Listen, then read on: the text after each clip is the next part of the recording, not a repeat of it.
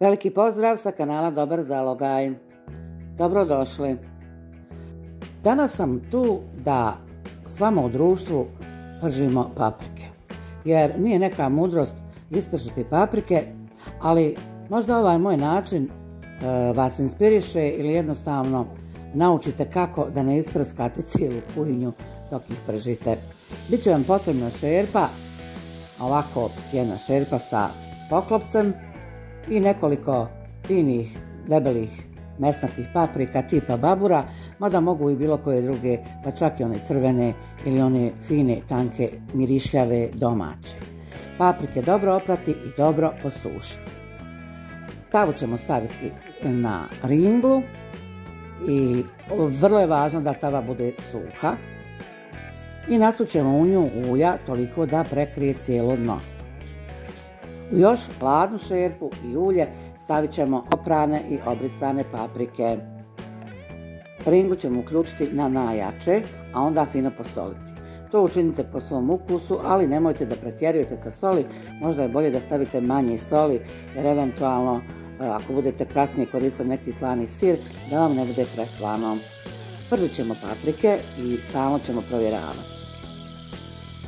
Nakon nekih par minuta već su one fino uhvatile bojicu po dnu, a onda ćemo ih malo okrenuti i nastaviti ih pržiti tako što ćemo temperaturu smanjiti znači na pola. Dok se ulje i šerpa dobro zagrije, onda smanjiti temperaturu na pola. Paprike ćemo okretati. Čim uhvate sa jedne strane ovako dobru bojicu, mi ćemo ih okrenuti. Znači svako malo, par minuta, okrenuti, ponovo poklopiti i ostaviti ih da se prže, stvarajući ovu finu paru u kojoj se praktično i prže i lagano i fino dinstaju. Evo vidite, ovako treba da izgleda strana koja je završila sa pečenjem. I okrećemo paprike na onu stranu koje su još sirove. Evo ovako, svaki put pokriti poklopcem. Ovo prženje traje svega nekih 5 do 10 minuta, nije potrebno duže, samo je bitno da paprike budu ravnomjerne pečene sa svih strana i da eventualno ne zagore.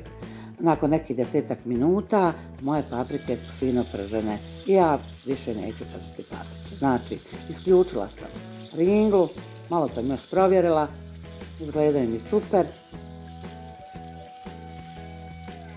i sad ću ih začiniti. Ja sam stavila 2 pune kašike punomasnog kajmaka, pavlake, vrhnja, kako već zovete, a vi možete staviti čak i ono vrhnje za kuhanje ili neku drugu vrstu kajmaka. I stavila sam dobre 2 šake mladog kravljeg sira. Vi se odlučite koji ćete sir staviti. Bilo bi dobro da je fino fermentirani svježi sir, jer će tako dati svježinu ovom jelu na kraju.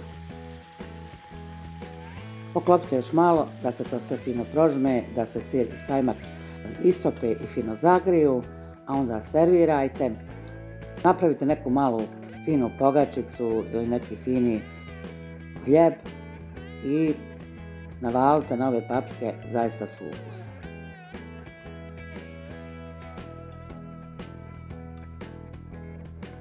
Ja sam ih malo premjestila ovako radi snimanja u neku drugu posudu, da vi jednostavno vidite kako to izgleda i koliko smo mi safta dobili. A one će istog trenutka kad ih razrežemo pustiti svoj sok i vi ćete ovaj saft moći da jedete čak i kašikom.